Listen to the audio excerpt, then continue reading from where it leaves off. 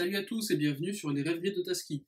Aujourd'hui, on se retrouve pour la review de Dominium Mundi par François Baranger.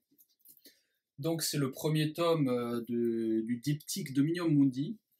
C'est un space opéra qui se passe dans un futur où, après une sorte de guerre mondiale qui a un peu détruit la planète, à base de bombes nucléaires, tout ça, plein de pays ne sont plus habitables, etc.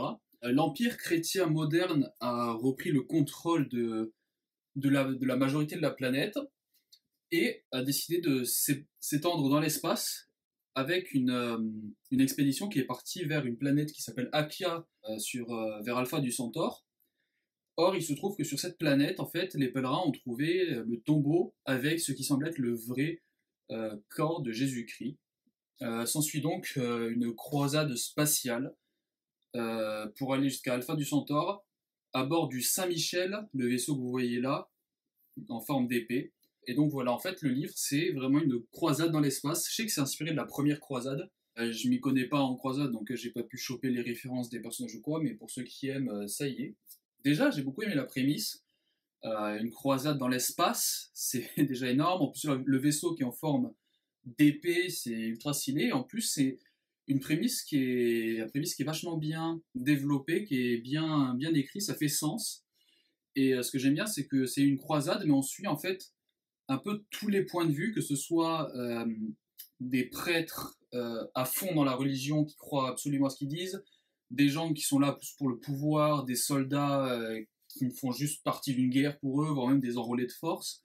On a vraiment tous les points de vue, et ça c'est vachement intéressant. Du coup on peut voir les gens qui s'opposent à la religion, d'autres qui sont pour, qui essaient de s'y retrouver, etc. Notamment ça se rejoint avec le style d'écriture, parce que chaque personnage a un style d'écriture différent, qui fait qu'on les reconnaît rien qu'à l'écriture. Et c'est vrai que ça fait bizarre au début, parce qu'on peut passer du point de vue à la troisième personne à un point de vue à la première personne, mais en vrai on s'y habitue assez vite, c'est plutôt bien fait. Les persos sont vraiment très bien écrits, j'ai trouvé. Ils sont tous très attachants, ils sont tous uniques, ils sont différents, ils font très réels. J'ai beaucoup aimé les dialogues, je les ai trouvés vachement réalistes. Donc on a des personnages qui sont ultra bien écrits et qui sont sur tout le spectre de la moralité, comme j'ai dit avant. Non seulement on a des personnages qui viennent de toutes les castes et de tous les groupes différents dans cette croisade, mais aussi sur la moralité, des gens qui sont absolument des connards, des gens qui sont absolument bons, et plein de gens qui sont entre deux, que ce soit qui soient neutres, qui se posent des questions, qui ne savent pas trop où ils sont. Notamment le personnage principal, Tancred de Tarente, qui, même s'il y a plusieurs points de vue, c'est vraiment lui le personnage principal, avec un autre aussi, un enrôlé de force qui s'appelle Albéric. Mais vraiment, Tancred reste le personnage principal de ce livre, le personnage principal de ce livre. Et c'est mon personnage préféré, en fait. J'adore sa mentalité, ses questions qui se posent. C'est le personnage, en fait, qui a toujours été élevé dans le côté militaire et dans la foi chrétienne, et qui se rend compte, en fait, que il y a des problèmes dans cet empire chrétien moderne, que tout le monde n'est pas forcément porté par la foi, les bonnes intentions et tout. Et du coup, c'est un personnage qui va très souvent douter, qui est un peu hanté par son passé, qui se remet en question, qui remet en question son rôle, son expérience, sa légitimité, sa religion, sa foi, enfin tout. Et ça mène vraiment à des choses très intéressantes, parce que c'est un personnage qui est foncièrement bon en lui, enfin, pas forcément bon, mais qui recherche à tout prix la justice, peu importe s'il doit aller en dehors de la loi, pour lui la justice passe avant tout. Et du coup c'est un personnage que j'ai vraiment beaucoup aimé au niveau des valeurs. Ses arcs, c'est mes préférés. C'est un personnage qui est très intéressant, qui est le plus développé, surtout en fait dans ce livre. Les autres personnages secondaires sont aussi plutôt développés, mais tout orbite un petit peu autour de lui. Et du coup, j'attends de voir un peu dans le tome 2 comment les autres vont évoluer aussi, mais les autres personnages sont aussi vachement cool, notamment Robert de Montgomery, il me semble qu'il s'appelle, qui est vraiment absolument détestable, un peu à la manière d'un Joffrey dans Game of Thrones, ou Jael dans The Faithful and the Fallen, qui est vraiment une petite merde qui est détestable, et qui veut à tout prix tout gagner par la politique. Et du coup, Space Opera oblige, la politique est très très importante dans ce livre. Il y en a beaucoup, beaucoup plus que le côté scientifique, hein. Il y a beaucoup de politique, mais c'est compréhensible. C'est fait d'une façon à ce qu'on puisse à ce qu'on ne soit pas perdu, sans pour autant qu'on trouve que ce soit complètement facile ou ridicule. On nous explique ce qu'il y a à savoir quand il faut.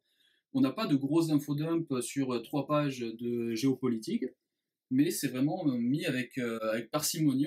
On n'a jamais trop ou pas assez. En parlant de trop ou pas assez, c'est pareil pour l'action. C'est un livre qui a pas mal d'action, mais pas trop non plus, qui arrive à faire en fait ce qu'il faut quand il faut et qui ne fait jamais trop. Il met de l'action quand il en faut, il met du développement de personnages quand il y en a besoin, et il arrive un peu à tout mixer. Et je me suis jamais dit qu'il y avait des scènes qui n'avaient pas leur place là, qui faisaient peut-être un peu forcées. Je sais qu'il y a pas mal de livres qui mettent de l'action juste parce qu'il faut mettre de l'action, parce qu'on s'emmerde. Là, non. Là, c'est quand il y a de l'action, ça fait sens. Ensuite, ça reste du space opéra, mais aussi de la science-fiction. Et le côté scientifique est plutôt léger, mais il y en a quand même. Et il est expliqué d'une façon à ce qu'on puisse plutôt bien comprendre, même si on n'est pas forcément des scientifiques nous-mêmes. Hein. Moi, je sors de L, je fais des licences de langue et littérature. Les sciences, j'ai arrêté ça en seconde. Et pourtant, ça m'a pas semblé complètement incompréhensible, en fait. C'est expliqué d'une manière pour que tout le monde puisse comprendre la technologie, et qui fait que les voyages dans l'espace et tout ce qui tourne autour de la technologie, les communications avec la Terre, trucs comme ça, les armements, fassent sens. Ensuite, il y a une ambiance qui est vachement cool dans ce livre, parce que c'est un léger spoiler, mais on le comprend assez vite. C'est un peu une sorte de huis clos. Le premier livre, en fait, c'est l'entièreté de la croisade, dans le sens le voyage, et je pense du coup le second livre sera l'arrivée sur la planète. Et du coup en fait ce livre fait vraiment office d'introduction à tous les personnages et de développement, de mise en place des enjeux, des personnages, de leur motivation, de leur personnalité, pour ensuite nous les envoyer dans le décor pour le deuxième livre. Et je trouve que c'est une formule qui marche vachement bien du coup pour ce livre. Et l'ambiance du huis clos, enfermé dans un vaisseau, mais qui est tellement grand, tellement vaste, qu'il semble être une ville. Je trouve que c'était vachement cool. J'ai pas lu encore énormément de space opéra, du coup je sais pas si c'est quelque chose qui est très présent ou pas, mais c'est vraiment quelque chose que j'ai beaucoup aimé. Si je peux citer peut-être quelques points négatifs de ce livre, les chapitres sont un peu longs, ça peut rendre le livre lourd si jamais il y a des passages qui sont un peu creux. Au début, il y a quelques informations qui mettent du temps à arriver. Il y a pas mal de personnages aussi et d'informations, même si, comme j'ai dit avant, c'est plutôt bien réparti. Au début, ça fait lourd, il faut s'accrocher, je trouve. En tout cas, pour ceux qui n'ont peut-être pas l'habitude de lire des space opéra ou de l'epic fantasy. Aussi, les livres, c'est un pavé. Celui-là, il fait 700 pages, il est assez gros. Et le deuxième que j'ai ici est encore plus gros, il fait 900 et quelques pages. Donc même si ça reste un diptyque, donc en 2 tomes, c'est l'équivalent d'une trilogie, voire d'une tétralogie en termes de contenu et de densité. Tout ça, c'est des points négatifs, mais pas vraiment. Au final, ça dépend de vos goûts. Et pour moi, ça me dérange pas. Donc pour conclure, j'ai vraiment beaucoup aimé ce livre. C'est bien écrit, le concept et l'univers est intéressant. Croisant dans l'espace et dans un vaisseau en forme d'épée, c'est trop bien. Les personnages sont ultra cool. On sent que l'auteur a mis du temps avant d'écrire ce livre, il me semble. Dans les notes de l'auteur, il dit que c'est un projet qui est assez étalé sur le temps. Pour tous les fans de space opéra, à la Star Wars, Star Trek, qui aiment voir vraiment de la géopolitique, des gros vaisseaux, des combats qui sont futuristes, mais qui restent un peu, c'est pas, il y a de la stratégie en même temps, et il y a du bourrinage, comme si c'était une guerre à l'épée. Donc je recommande fortement à tous ceux qui aiment ce genre de livre. Si vous aimez les romans de science-fiction qui sont à fond sur la science, et peut-être encore plus de politique et pas beaucoup d'action, ça va peut-être pas vous plaire.